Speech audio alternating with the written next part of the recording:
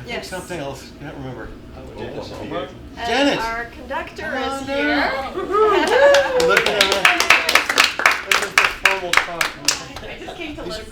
These No, are, come sit here. We moved out here because they're fixing your your light light. went out. They're fixing your light. No. I was going to suggest that we just give you some glow-in-the-dark gloves. Oh, jeez. White gloves, Oh, just no. like Mr. Bean. Yeah, or Pippin. You know, people do use It would be incredible. glow in the dark batons sometimes. I know. We had one once. We have lightsabers. We have No, lightsabers. no. The balance will be off probably. Oh, Is that a wrong? John Williams goes around. Yeah, John Williams goes around conducting his own pieces, and he should do it with the lights. Oh, that would be very funny. Like a little small one. Zoom. He stopped by at UCLA when I Oh, went to nice. pieces, yeah. He's Oh, I great. think he was an adjunct. At UCLA. I'm not aware of that, but I do know that he has stopped by UCLA a couple times.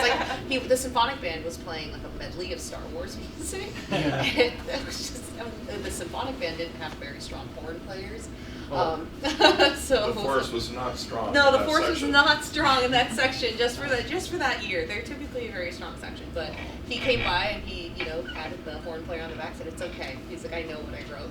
It isn't. So, yeah, it was- Slam. but he was very, very kind. He was very and To the he- string section. Yeah.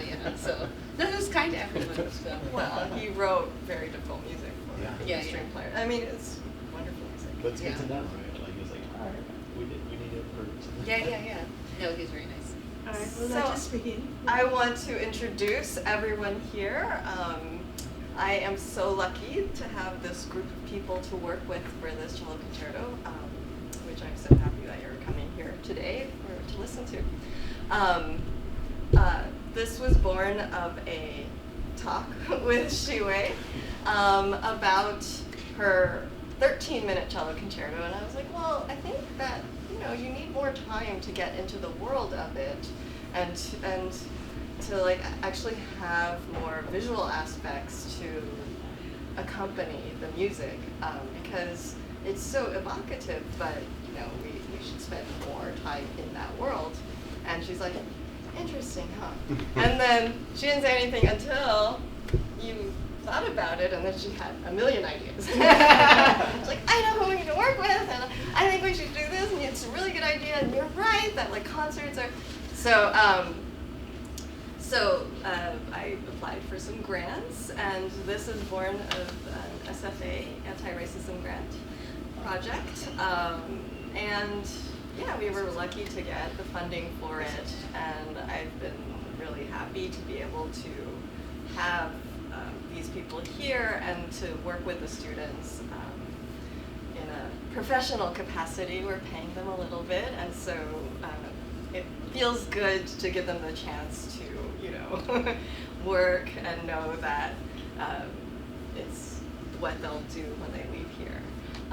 So the composer Shiwei Chen has won tons of prizes, two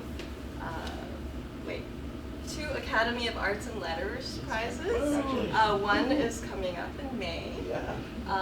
She won American Academy in Rome Fellowship, Guggenheim Fellowship, and had a Fulbright to study indigenous music in Taiwan. She's at the Shepherd School of Music at Rice as a composition professor, and I first met her because I played her string quartet, Returning Souls, like 20 years ago in Taiwan. And our orchestral conductor here, who happens to be leaving us, conducted a premiere of her orchestral piece with the Philadelphia Orchestra like 30 years ago. I'm not that old. The young artist, yes. So there. Thank you. Yeah, thank you for the opportunity. It's my first time here, and I'm really delighted to meet everybody, and the students are so great, and Janet did a fantastic job, and it's the last minute before you in, and you did a fantastic job. Thank you. Yeah, So it really is, it's an honor, and then again, it's always wonderful to see your work premiere and then perform again afterwards. That's really good. A lot of times you did it once and that was it, right? It's just, and it's so great to the live person here, because they can adapt the theater, the aspect, the visual aspect, according to the situation. And when she told me, originally we built this screen and then we projecting the screen in Houston, but here we didn't because it's just not possible. And then he told me, oh, they were just going to project on the wall. I said, really? And I was pleasantly. It looks great. It looks great. Not only that, it's bigger, it's larger, and Tommy has to stretch a little bit, and that's a lot of work. He just got here yesterday, but and the lighting design, everywhere you go, light is different. So like they're all tailored to the situation of the location, and I'm so glad you guys are here because without you, even at the beginning, the creation, that's amazing already. But you change it if you're not here, I would. We might do it without it, which is not a pity. So, may I introduce Doug? Yes. So Doug Fitch, he is perfectly capable of introducing himself. And what would you say? This is his home. Oh yes. I was The just best thing saying, to know I about grew, him. I He grew up here. partially here, so I have performed on this stage when I was a teenager. Oh, wow. Or something like that. Was in the Summer Nutmeg Theater when I graduated from high school. I didn't go to high school here because I lived in Coventry. That's not too far. So his father was a chemistry. Yeah, he ran the chemistry department, my father, which is no What longer was- in the same What building. kind of chemistry? Well, my father's specialty was polymer colloids, but he yeah, stuff. So yeah, Doug. He wrote a book on things. Doug wasn't aware that we had started this because of a grant from UConn, and he just knew that about the project and what he had to do. And so he's like, "Why is the word UConn coming up?" He's like, I'm from there. I grew up there." And then he said that when he was 9 years old, he worked with. His mom was looking for something to do, right? Yeah, because she could get free. To keep you out of trouble. No, it was to get me into trouble. And so No, she she sat wanted to in help on the classes of Frank Ballard and brought you along, and that's how he got his start in public. And then, Frank Ballard then became my Sunday school teacher too, Oh, wow. and we would just make puppet shows together. Like it was like one of those things. Like I think we get this. We get something that's deep there. It was great. And then like when I was in 6th grade, the entire world of puppetry, the International Puppet Convention, descended upon the campus here at the University of Connecticut, and there was Carol Spinney, Big Bird, and he became a friend, and he said, "Come on over, we're going to put on a puppet show together." And it was amazing. So it was great. So it's nice to be able to relive just walking around the campus. But That was fun. yeah, that was really fun. I just did it. But that's it. Yeah. What? Oh no, we did it. Also had ice cream. That was the big draw. Oh yeah, to Tommy, that was a big project. So I was like, The Dairy Barn. Dairy Barn. I went to the Dairy Barn. But it's not really why I'm here. he's here. He made a beautiful stage design and narrative for our. Yeah, taking it from where you expanded from a 15-minute thing and then 13. 13 To 30 minutes. Yeah. So it's a big expansion. Yeah. And the question was like, what? I've been doing a lot of things. What we've decided to call concert theater, or something along the line, where the concert experience that you go to and get dressed up, and the conductor does something, and you're supposed to listen, and you're not supposed to. People forgot that it's a beautiful thing to watch. All these amazingly gorgeous wooden instruments do things. But rock and roll changed a little bit of the way we perceive concerts, and it's always been strange to me that if you go to a rock and roll concert, it wouldn't be a concert if there weren't extraordinary lights and effects. But if you go to a classical music concert, it wouldn't be a professional concert if there was a single colored light. So something bringing these together is interesting. But we forgot one important reason is because it was pandemic time, right? And so we have nothing to do. We are so used to visually and chat. I was teaching chat for Zoom for a number of years, and so it seems kind of weird to go back to just a pure concert. That's how we really feel. Yes, it's time to push pandemics. It takes a pandemic to push it to 21st century, right? To include this visual part of it. And so we actually it was really wonderful that we do a lot of our sessions via Zoom. That's how we get together. So during those isolation time, we are really happily creating things together. Yeah, that's absolutely true. I mean, it just fell out to me that in the past, but I was brought in to make these kinds of new ways of experiencing a concert. So when we take this and you go back to the source of these poems, and they're beautiful poems. If you haven't read them yet, you should read them before. Is it in I think it's in the yeah. Nice programs, by the way. They're very nicely done. And if you don't know, the paper for these programs basically fills up the entire budget of the Van der Meyden Hall. So get the word out if you can. Let's start a fundraising drive for UCTV. That's right. Yes. And so Doug and Tommy work together a lot. Collaborate a lot. Tommy is our wonderful video artist and animator and all great things. So they work together to create the images that you'll see on the whole thing. One thing that we can say about that is, like, every time we've done a lot of different kinds of video elements from animated films to this. But whenever we're doing something like this with live music, I think the first thing that happens is, oh, this is going to be exactly what we do. We put it down, the storyboard, put it up, and it's like, that doesn't work at all. No. And it's because it actually ends up only working when it's just as much a part, and it has to be balanced the way the sound is balanced. The visual thing has to be like, that's just too busy now. You don't want to. Yeah, it's just. We even it's scratched constantly the pulling. idea of his last poem is about the son not coming home for dinner. And so we even saw the idea of a bowl, Empty bowl. Oh, yeah. This round rice vessel. bowl. There could be a moon and the sun, and empty we and started full. with that. I took a lot of pictures of the bowl, and just throw it away. Just completely Yeah, didn't we work. just thought it was a cool idea of having a giant bowl spin behind you. So Yeah. And I was like, But it was too symbolic. It wasn't so much that, it was just too realistic. It just had too took much. away from the music. So instead we took things, I made it a whole bunch of We were just like live painting. recording it. Recording that and slowing it down, moving it up and overlaying things. And so it's more like patterns and feelings. But we were working at when we were in Italy.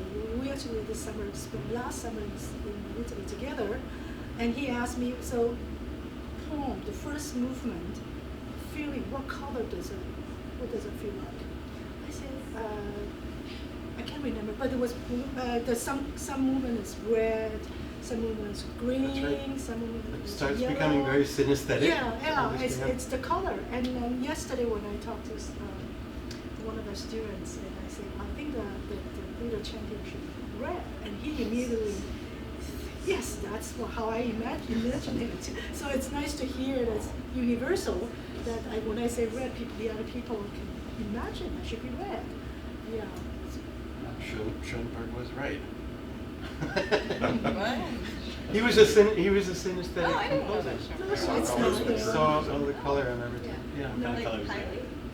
Like, Yeah, you can't. He painted them actually. I can't stop it when I'm in front of sound. Yeah. You can see the color. Yeah. It feels like it's actually like wafting in from the sides of my periphery. Wow. Oh, So, wow. I was watching the aura. Is that this interruption or is that disturb? I mean, I've had it my whole life, so I'm kind of used to it yeah,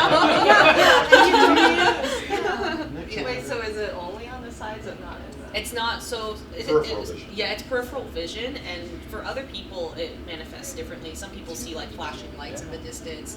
Some people see like maybe just spots, but for me it kind of feels like a waft of like almost like a veil of oddly smoke, like on the side where it just changes color in my periphery. I wanna stand behind you and see if I can. Sweet. So what's your experience Yeah. with the sets and the music? Sorry? As you've been practicing, does it match the same way that they're just describing? Well, actually, I haven't really seen much of the visuals. Today we just So this is an Yeah. experiment. Yeah. Yeah, it's gonna be in front of you now. You're gonna have the. No, honestly, Yeah. also, I don't know if you know this, but in general, like the concerts here for the wind ensemble and concerts I've put on since I've graduated, and we just talked how I recently graduated, have never been traditional concerts. Because to me, the way that I experience music is not traditional. So every concert I've put on here at UConn thus far has been a concert experience, wherein I also, go around, take photography and manipulate images and like create visuals and put them up on the backdrop. There's also some narration and things like that that happen in between pieces, and I utilize some of the colors that I experience to kind of highlight the experience as well. So Well, we better talk about that. yeah, sure. Consultants, really? Yeah. Well, no, Janet, it's different every time. thank you so much for stepping in and feel wonderful. Oh, thank you. She's the most popular teacher, and so that No, I'm not. yes, so it's easy for her to bring the students in. Otherwise, this is extra work, and this is the end of the semester. Everybody's busy. What is your experience? Can you share some of your thoughts? With this piece? Yes. It's really exciting, honestly. To be quite honest with you, I actually, and not to bring the concept of identity politics into this, but this is the first time that I've ever conducted a piece by someone who looks remotely like me in some way, shape, or form. You know what I mean? Like 99%. But you know what I mean? To have, an Asian American female presenting person to, write a piece and to work on this piece and kind of think about the concept of parents in the piece. And my grandmother is Buddhist, and so it's just a lot of the themes that came through I felt very close to in a way. Nice. And so in score studying, it was kind of an emotional process in a way, because some of the, like, even when it's interesting because Sophie said, oh, this is supposed to be like the smoke, the incense, and I just kind of thought to me, like, I could actually immediately imagine my grandmother praying, because she used to pray every day with the incense and have, like, some beads with her and all this stuff and just kind of sit there. And so it was a very deeply, I don't know, I think awakening in a way, because it allowed me to access music that was culturally relevant to me in a way that, I don't know, Maslenka or Beethoven are not so relevant to me. So That's very nice. Yeah. This is really strange. I'm kind of colorblind. Not until I see the poster, I realize there's 3 female agents. I don't know why. right, we don't think about it. No, so me too. I was just like, wow, look at this. Three Yeah. heads are female and Asians. Yeah. Is that by accident? No, I think it's interesting, right? Because we go about our work and we're just doing the work. Yeah, it's we just do professional. it. We just do it because we love it and we continue doing it. But then sometimes I realize that I've been by myself, Yeah. Right. and then I see the poster and I'm like, oh, Yeah, see? whoa, like wow. I've never seen this before. Yeah, there Well, was the it was a strength- big. and It the- was a big. And it continues. I mean, I have tried to get this piece and another piece that you wrote too out there into chamber music festivals, and I have received the comments. Well, we just don't have anybody Asian in our audiences, so there wouldn't be any interest. Is And I'm that going like, true? That's I think ridiculous. it's like it's so weird. Right, but the Everything Everywhere All at Once, which is a fully Asian Yeah. cast, just won how many Oscars? Yeah, no kidding. But it took how many It's a little bit like years? saying, in Asia, well, you're not going to like Beethoven either, so. In fact, they do. It's just a But weird there- phenomenon. I mean, why don't we just impose it upon them the way they've imposed it on us? Well, we could. No, definitely familiarity is part of the. Yeah. Yeah, but there's a universal language here. Yeah. When we talk about the 3 poems are childlike, about the childhood, and the last poem is the loss of the child in the young age, and the grief that the parents feel. That's universal that everybody can relate to. Yeah. It's not just only No. Asian happen to Asian, you lost a Absolutely not. child, right? Absolutely not. Yeah. So, but it's okay. The more we impose ourselves to them, Yeah. the more people feel familiar. This should be the halftime Well- show for. That's right. That's exactly right, though. I think the fact that Daniel, the people who directed Everything Everywhere All at Once, they were so specific about who they wanted to represent in that film, and that impacted. And that story is so it goes past just the Asian community, the disconnect between mother and daughter, and that kind of familial Yeah. turbulence. That was imposed upon people to the point where it was life changing to the world of cinematography. Yeah. So I Well really said. think that. Well, I think music may be a little slower because this the Parasite is already 3 years. This is true. That's a totally Korean stories, and why it makes such big success. I can totally relate to that. It's like, wow, this is so amazing, Yeah. right? And so music just slower, right? Yeah. Well, so, I mean, I the don't other, feel- the Daniels one is obviously a very, very high speed, fantastical Oh, story it's as well. amazing. Yeah. I think it also has to do with the visual aspect of the design that goes Yeah. behind it, right? Show I mean, Dorada. right. Yeah. And the sort of, I think this design, also the visual design for this, also kind of does the same thing. It might push this one forward in a way because it brings a different element to classical music or to chamber music that we don't typically see. It's not just Asian, it's also just the entirety, the artistry that goes Yeah. behind it. So. Yeah. I'm gonna say one thing. Originally, there was a pond in front of it. We couldn't do Yes. the pond because you wouldn't see it, because you're looking up, and before we were looking down. So Well, Yeah. you could see it, but it's the reflections fell. complication. I wouldn't tell you to be, the complication. There's lots of reasons, but There's that's a one. complication. One main reason. Yes, of course. But even if we had the If water, we wouldn't have seen the it. money and if we have, okay, go ahead and do it, we would have done it. But I do have another question. Originally, this piece is called Wojin is Not Coming Home to Dinner, and Wojin. And after these comments that I got from these other people from chamber music festivals, Yeah. I'm like, well, what happens if we call it Our Son is Not Coming Home from Dinner? I wonder if they will then not think about it. It's just so we changed it, and I wonder what you think about What that. do you think about that? Would you go to a concert because it says our son is not coming to dinner more than you said you see Gorgeon is not coming to dinner? So, special crowds of the Yeah, you're a special It's more call. universal, right? It's more universal. You would go anyway? What would you think, Elizabeth? I would probably go anyway, but I feel like Our Son, it feels daunting. Like Yeah. the title phrase that way feels a little daunting. How do you? And it's immediate, you can see. Yeah. Yeah. Daunting good. Yeah, and people remember pronouncing. Hearing Our Son is not. Well, he is. Yeah.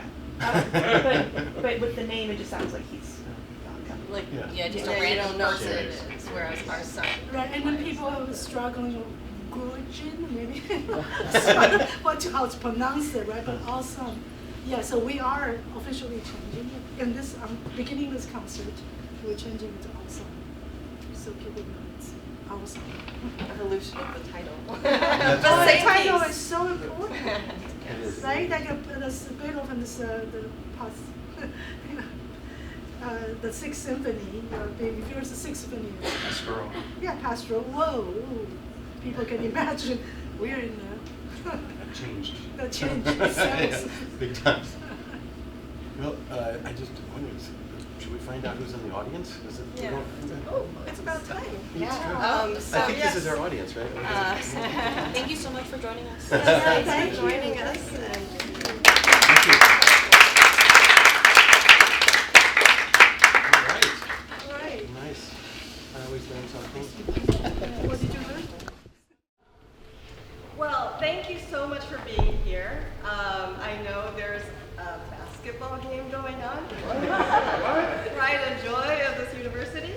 And for all of those of you joining on live stream, we're so excited that you're here to listen to this concert.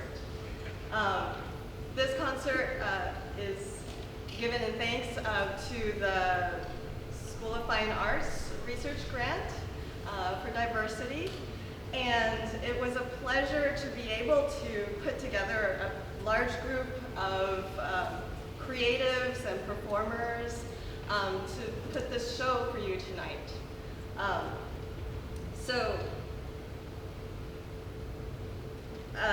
There's a lot of, in music education, we talk about how it helps to not only talk to your students about what to do, but to have them do things. And so because of this grant, we were able to have our students play in this beautiful space and present for you music that they haven't had much experience with. Composer Shiwei Chen is from Rice University and expanded this beautiful work of hers called Our Son Is Not Coming Home to Dinner to not only a 13-minute cello concerto that it came from, but to a multimedia 30-minute work. And we're so excited to present that music to you with our students, with the stage design, with the multimedia video art, and beautiful lighting.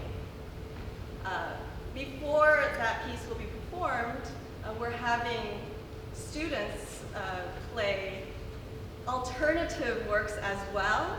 I learned through UConn Reads that the book that they're celebrating this month by Rika Aoki, Light from Uncommon Stars, was written to video game music. And so I learned through conversation there that a lot of people came to classical music through video game music, including, the Rice director of the Asian American Cultural Center, and some of our students. And then it turns out that they arranged video game music for their ludomusicology class, and we're very excited to play that for you tonight. So they'll be presenting 3 of their own arrangements. It sounds fantastic. And then Luigi Porcari will be playing the music by his former composer on the faculty of Cal Arts, where he did his undergraduate. A beautiful piece called Song of Songs with cello and electronics. And then we'll be playing Our Son Is Not Coming Home to Dinner. For me, this is a real pet project in that not only do I have 2 Asian American female composers on the program, but also I love reading about AI and how it's going to, we're going to live with AI. And this concert is clearly a emergence of music, classical music in the time of electronics. Thanks so much for being here.